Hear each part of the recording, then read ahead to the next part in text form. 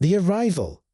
The night sky above the Atacama Desert blazed with countless stars, their light undimmed by human civilization. Dr. Elena Reyes adjusted her telescope, her eyes fixed on a particular point of light that had been puzzling astronomers for weeks. It wasn't a star or a known planet, and its behavior defied explanation. "Any change?" asked her colleague, Dr. Amit Patel, his voice tense with anticipation. Elena shook her head, her long dark hair swaying with the movement. "Nothing yet, but—" She stopped mid-sentence, her breath catching in her throat. The point of light was moving, growing larger by the second. "Amit, are you seeing this?" Amit's eyes widened as he looked through his own telescope. It's impossible. The speed, the trajectory. Elena, I think we're witnessing first contact."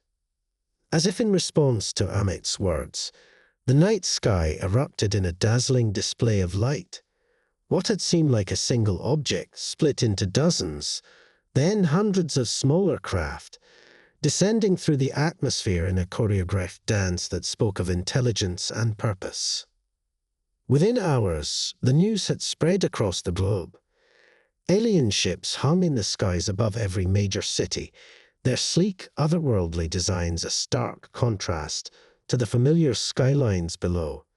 Humanity held its collective breath, waiting for the visitors to make their intentions known. In New York City, United Nations Secretary-General Adera Nwosu stood before the General Assembly, her usually calm demeanor strained by the weight of the moment. "My fellow citizens of Earth," she began, her voice carrying to billions watching around the world. "Today, we face the greatest challenge and opportunity in human history. We are not alone in the universe, and our cosmic neighbors have come calling." As if on cue, the massive view screens behind her flickered to life, revealing a figure that was undeniably alien. It stood nearly 8 feet tall, with iridescent skin that shifted colors like oil on water. Forearms emerged from a torso that tapered to a serpentine lower body. But it was the eyes, 3 of them, arranged in a triangle, that captured humanity's attention. They held wisdom, power, and something that sent a chill down Adara's spine: hunger. "People of Earth," the alien spoke, its voice a melodious trill that seemed to bypass the ears and resonate directly in the mind. "I am High Emissary Zixtar of the Galactic Hegemony. For millennia, we have watched your world, waiting for you to reach a level of development worthy of our attention. That time has come." Murmurs rippled through the assembly as translators scrambled to keep up with the aliens' complex language. Adara steeled herself, sensing that the fate of humanity hung on what came next. "We offer you a choice," Zixtar continued.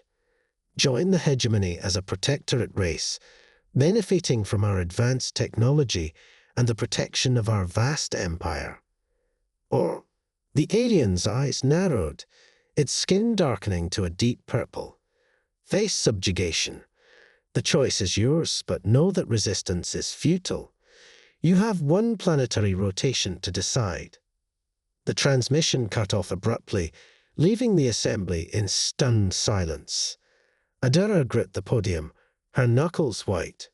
"We must convene an emergency session," she said, her voice barely above a whisper. "The future of our species depends on what we do next." As the UN debated, the rest of the world erupted into chaos. In London, crowds gathered in Trafalgar Square, their eyes fixed on the hovering ships above. Some held signs welcoming the aliens, while others called for immediate military action. The confusion and fear were palpable. In a secret bunker beneath the Pentagon, General Maria Chen paced back and forth, her face a mask of frustration.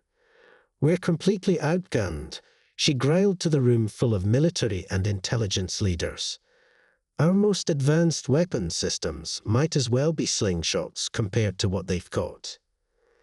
"Maybe we don't need to outgun them," said a quiet voice from the corner. All eyes turned to Dr. Aidan O'Connor, a disheveled scientist who had been working on classified quantum computing projects. "We just need to outsmart them."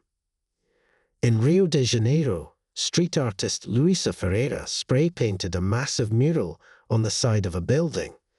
It depicted humanity standing tall, reaching out to the stars with one hand while holding onto its roots with the other. As she worked, a crowd gathered, finding hope and solidarity in her art. Back in the Atacama, Elena and Amit pored over the data streaming in from observatories around the world. "These ships," Elena muttered, her eyes darting across screens of numbers and graphs, "they're not just advanced. They're breaking laws of physics we thought were unbreakable." Amit nodded, his fingers flying over a keyboard. "But every system has its weaknesses. We just need to find theirs." As the deadline approached, humanity teetered on the brink.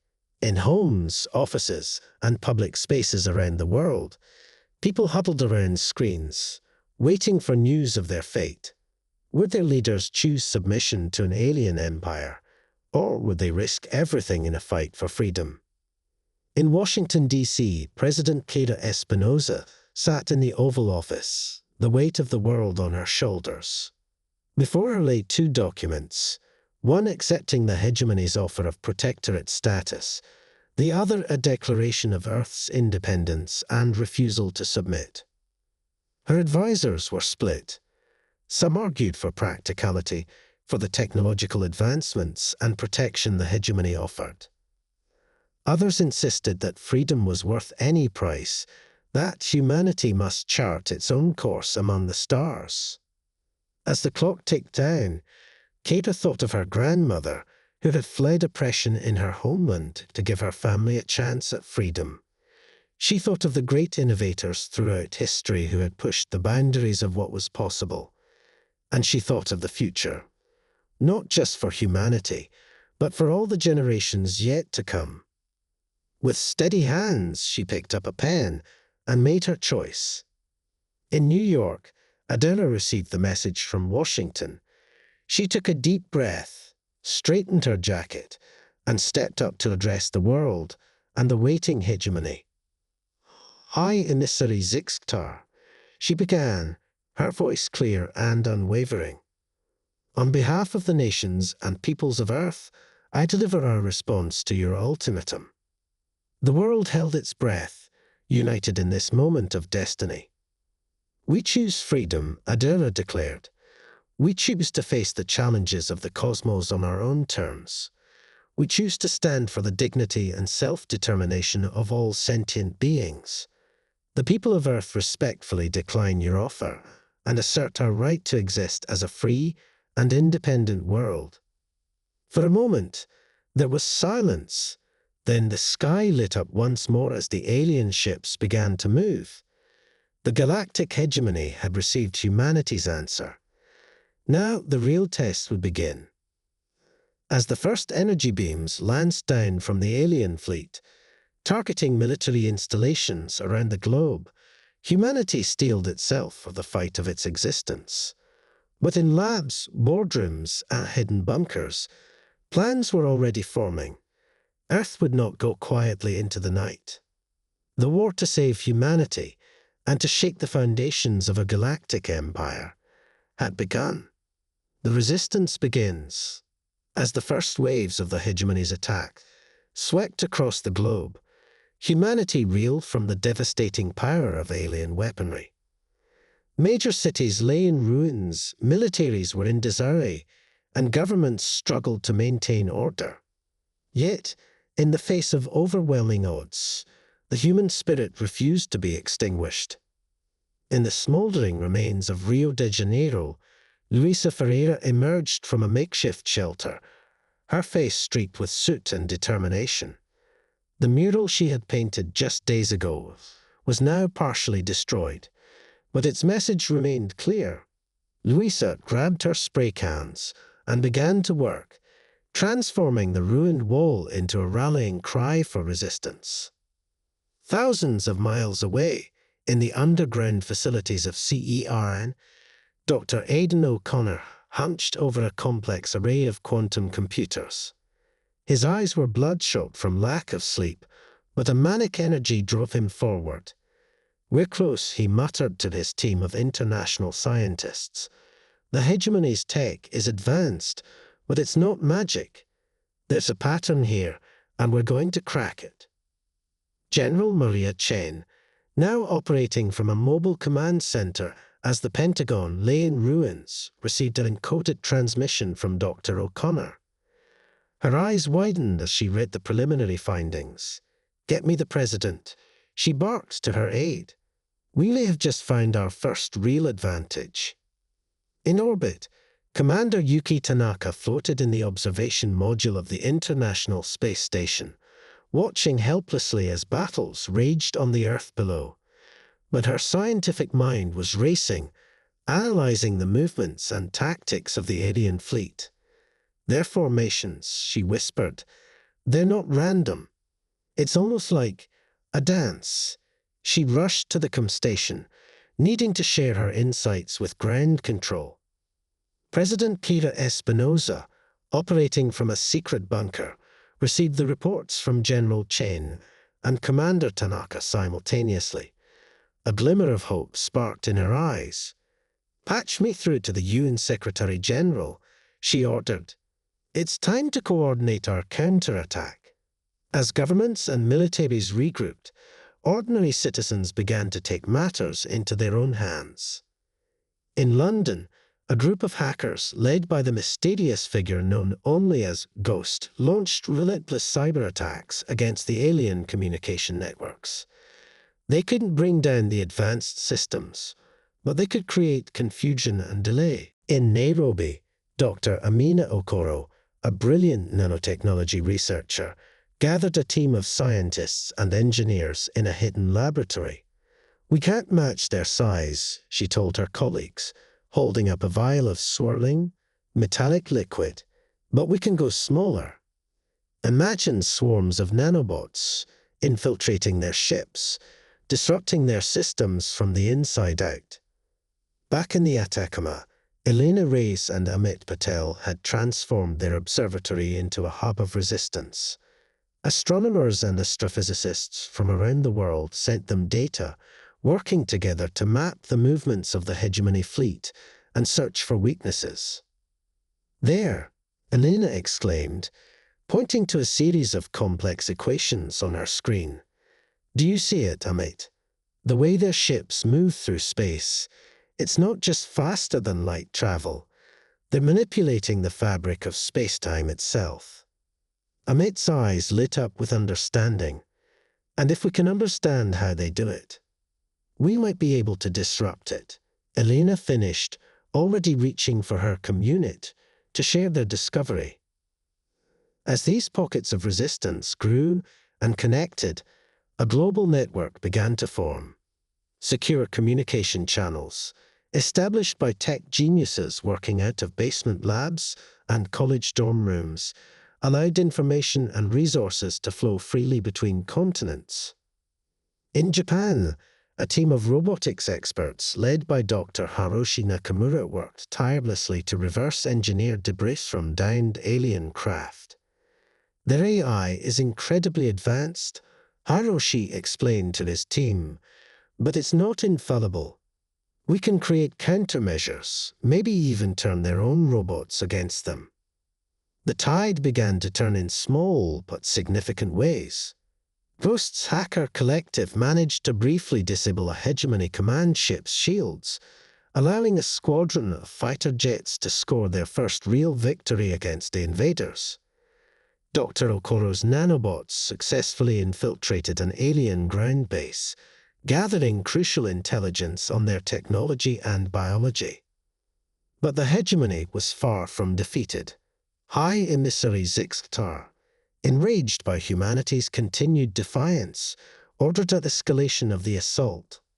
Massive energy weapons in orbit began to target Earth's largest population centers, threatening to render entire regions uninhabitable. It was in this darkest hour that humanity's greatest strength shone through, its diversity and adaptability. In the Amazon rainforest, indigenous shamans worked alongside Western scientists, combining ancient knowledge of the natural world with cutting-edge biotechnology to develop defenses against the aliens' biological weapons. In the streets of New Delhi, Bollywood directors and special effects artists used their skills to create incredibly lifelike holograms, confusing hegemony ground forces and allowing resistance fighters to strike from unexpected angles. Antarctic research stations, initially overlooked by the alien invaders, became crucial command and control centers, coordinating global strategy from the bottom of the world. As the resistance grew stronger and more organized, President Espinosa and Secretary General Mosu prepared to address the world once more. This time, their message was not one of defiance, but of hope and unity.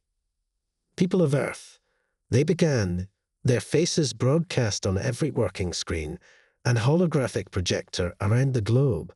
We stand at a turning point in our history. The galactic hegemony thought to find us weak and divided. Instead, they have awakened the full potential of our species. The camera panned out, revealing a diverse group of scientists, soldiers, and ordinary citizens who have become the heroes of the resistance. Today, we are no longer divided by borders or ideologies, Mosu continued. We are united as never before, putting our knowledge, our resources, and our indomitable spirit to fight for our right to exist free and independent among the stars. Espinosa stepped forward. To the hegemony, we say this: you may have the power to destroy our cities, but you will never extinguish the fire of human ingenuity and determination. We will fight you in the skies, on the ground, in the depths of our oceans, and in the vast expanse of space, and we will prevail. As their words echoed across the planet and beyond, something remarkable happened. In cities and towns, in refugee camps and military bases, people began to emerge from their shelters. They looked up at the battle-scarred sky, not with fear, but with a fierce determination. Luisa Ferreira, standing before her latest mural, depicting Earth rising phoenix-like from the ashes, felt a surge of pride as she saw the crowd gathering, ready to join the fight. In his lab, Aidan O'Connor's quantum computers hummed with newfound purpose, the culmination of global scientific cooperation edging closer to a breakthrough that could change the course of the war. And in orbit, Commander Yuki Tanaka watched as the first wave of Earth's own space fleet, coupled together from repurposed satellites and reverse-engineered alien tech, prepared to launch. The hegemony had come expecting an easy conquest. Instead, they had awakened a sleeping giant. Humanity, in all its brilliant diversity, was ready to show the galaxy what it was truly capable of. The real battle for Earth's future was about to begin. As the war against the galactic hegemony entered its second year, Earth's united front continued to push back against the alien invaders with increasing success. The global network of resistance fighters, scientists, and strategists had grown into a formidable force, surprising the hegemony at every turn. Dr. Elena Reyes and Amit Patel's breakthrough in understanding the aliens' space-time manipulation technology led to the development of a revolutionary defense system. Massive generators, hastily constructed at key points around the globe, created localized distortions in the fabric of space-time, making it impossible for hegemony ships to maintain their faster-than-light travel near Earth. In orbit, Commander Yuki Tanaka led Earth's fledgling space fleet in increasingly daring raids against the alien armada. Her intimate knowledge of cosmic phenomena, combined with the intuitive piloting skills of her diverse crew, allowed them to outmaneuver the more technologically advanced enemy ships.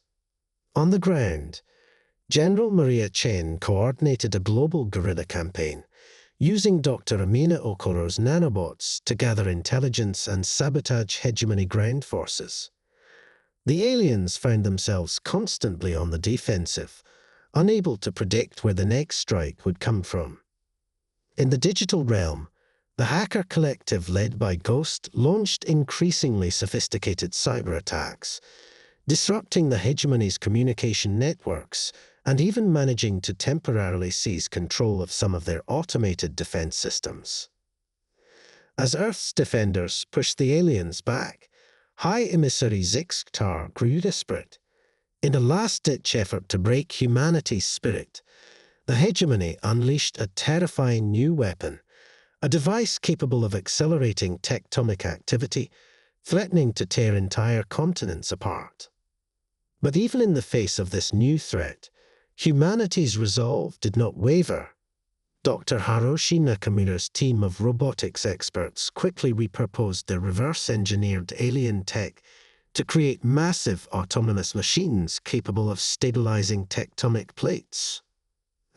As these colossal robots worked tirelessly to save Earth's geological integrity, President Espinosa and Secretary General Mozu put the final pieces of their master plan into motion. Using intelligence gathered from countless small victories and Dr. O'Connor's quantum computing breakthroughs, they had identified a critical weakness in the hegemony's command structure. In a coordinated, all-out assault that combined every aspect of Earth's newfound strengths, humanity launched its final offensive against the alien invaders. Space battles raged across the solar system as Earth's fleet, led by Commander Tanaka, engaged the hegemony's remaining ships. On the ground, General Chen's forces struck at key alien installations around the globe. Ghost's hackers launched their most ambitious cyber attack yet, aiming to disable the hegemony's central command network. And high above the planet, a small team of elite operatives, including Luisa Ferreira, whose artistic skills had proven unexpectedly useful in devising creative tactical solutions, infiltrated the hegemony's orbital command station. The battle was fierce and losses were heavy on both sides. But as the dust settled, it became clear that humanity had achieved the impossible. The galactic hegemony, an empire that had dominated countless worlds across the stars, had been driven from Earth. As news of the victory spread, celebrations erupted around the world. People poured into the streets, embracing strangers and marveling at the newfound unity that had seen them through their darkest hour. In the aftermath of the war, Earth faced the monumental task of rebuilding, but it did so with a newfound sense of purpose and a wealth of advanced technology gleaned from the conflict. The same spirit of cooperation and innovation that had won the war was now turned towards solving global problems and pushing the boundaries of scientific understanding. President Espinosa and Secretary General Mozu, standing before the United Nations General Assembly, declared the dawn of a new era for humanity. "We have proven ourselves worthy of the stars," Espinosa said, her voice filled with emotion. "Now we must show the galaxy that there is another way, not conquest and subjugation, but cooperation and mutual respect." As Earth began to reach out to other worlds, many of which had suffered under the hegemony's rule, it did so not as conquerors, but as liberators and allies. The first contact teams, led by the heroes of the resistance like Elena, Amit, and Yuki, carried with them a message of hope and an offer of friendship. In the years that followed, Earth became a beacon of freedom in the galaxy, a shining example of what could be achieved when diverse peoples came together in the face of adversity. The galactic hegemony, its power broken, gradually transformed into a loose confederation of free worlds, with Earth playing a key role in shaping a more just and equitable cosmic order. And so the planet that had once been dismissed as a primitive backwater became known across the stars as the world that had brought down an empire and ushered in a new age of galactic cooperation. It was a testament to the indomitable spirit of humanity a spirit that, when united in a common cause, could overcome any obstacle and reshape the very fabric of the universe. The turning point. As the war against the galactic hegemony entered its 6th month, Earth's united resistance found itself at a crucial juncture. The initial shock of the invasion had worn off, replaced by a grim determination to survive and ultimately prevail. Across the globe, pockets of innovation and defiance continued to spring up, each contributing to humanity's growing arsenal against their technologically superior foe. In the heart of Silicon Valley, now a sprawling refugee camp and improvised research center, Dr. Aidan O'Connor hunched over a holographic display, his eyes bloodshot from lack of sleep. Surrounding him, a diverse team of scientists and engineers from every corner of the world worked tirelessly, their differences set aside in pursuit of a common goal. "There!" Aidan exclaimed, pointing to a complex series of equations floating in the air. "Do you see it? The pattern in their quantum encryption." Dr. Yuki Tanaka, the former ISS commander who had become a key figure in Earth's fledgling space defense program, leaned in close. Her brow furrowed as she studied the data. It's beautiful," she whispered. "But how does this help us?" Aidan's eyes gleamed with excitement. Their entire communication network relies on this encryption. If we can crack it, we can listen in on every transmission, maybe even feed them false information. As the implications of this breakthrough sank in, a ripple of excitement spread through the room. For the first time since the invasion began, humanity had a real chance to turn the tables on their oppressors. Halfway across the world, in the dense jungles of the Amazon, another kind of breakthrough was taking shape.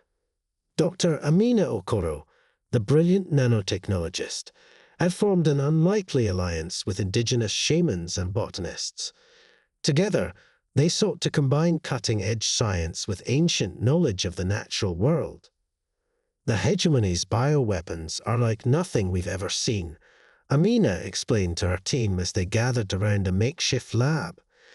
"But neither is the biodiversity of this rainforest. There are compounds here that could be the key to developing a defense." As she spoke, one of the shamans, an elderly woman named Ira, approached with a handful of vibrant leaves. "These plants," she said, her voice soft but filled with wisdom, "have protected our people for generations. Perhaps they can protect us all now." Amina nodded, taking the leaves with reverence. The fusion of traditional knowledge and modern science had already yielded promising results. If they could crack the code of the aliens' biological warfare, it would remove one of the hegemony's most terrifying weapons from the equation. Meanwhile, in the war-torn streets of London, the mysterious hacker known only as Ghost was orchestrating a different kind of resistance. From a hidden bunker beneath the city, Ghost and a team of the world's best cybersecurity experts waged a relentless digital war against the invaders. As if to demonstrate, Ghost's fingers flew over a holographic keyboard. On screens around the bunker, hegemony communication channels erupted into chaos, their carefully coordinated attacks thrown into disarray by false information and contradictory orders. High above the Earth, in the eerily beautiful darkness of space, Commander Maria Chen floated in the cockpit of humanity's first true starfighter.